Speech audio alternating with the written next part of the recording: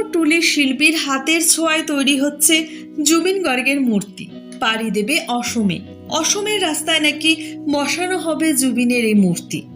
দুর্গাপুজোর সময় কুমোরটুলির তৈরি প্রতিমা পাড়ি দেয় দেশ বিদেশের নানা প্রান্তে। তা প্রশংসিত হয় সর্বত্র। এবার কুমোরটুলির শিল্পীর হাতে তৈরি হচ্ছে জুবিন গর্গের মূর্তি। জানা গিয়েছে ফাইবারে তৈরি এই মূর্তি পাড়ি দেবে অসমে। সেখানে রাস্তায় নাকি বসানো হবে এই মূর্তি।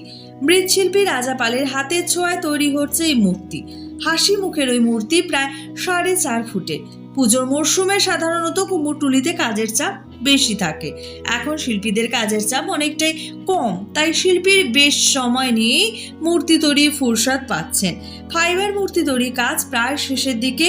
কাজ শেষ হলেই বিমানে চড়ে ভূমিপুত্রের মূর্তি পাড়ি দেবে অসমে। প্রসঙ্গত জন্মসূত্রে অসমের হলেও বলিউডে বেশ পরিচিত নাম এই জুবিন গার্গ।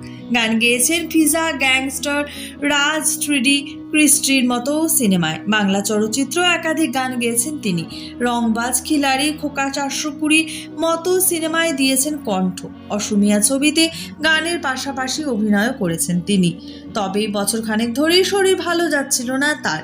গত 19 সেপ্টেম্বর সিঙ্গাপুরে মর্মান্তিক দুর্ঘটনায় প্রাণ হারান এই ভূমিপুত্র। জাতীয় স্তরে বিখ্যাত সঙ্গীত শিল্পী এই জুবিন গর্গ।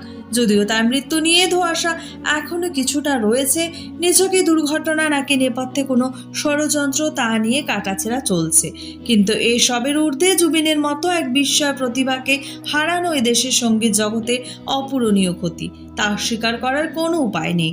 আসলে ভাষা সংস্কৃতি নির্বিশেষে জুবিন গর্গের মতো শিল্পীরা তো কখনো কোনো গণ্ডিতেই বাধা থাকেন না, সীমাবদ্ধ থাকে না তাদের জনপ্রিয়তাও। আর তাই পার্থিব জীবন ছেড়ে চলে গেলেও অনুরাগীদের মনে তিনি চিরস্মরণীয়, জীবনেরই দূত।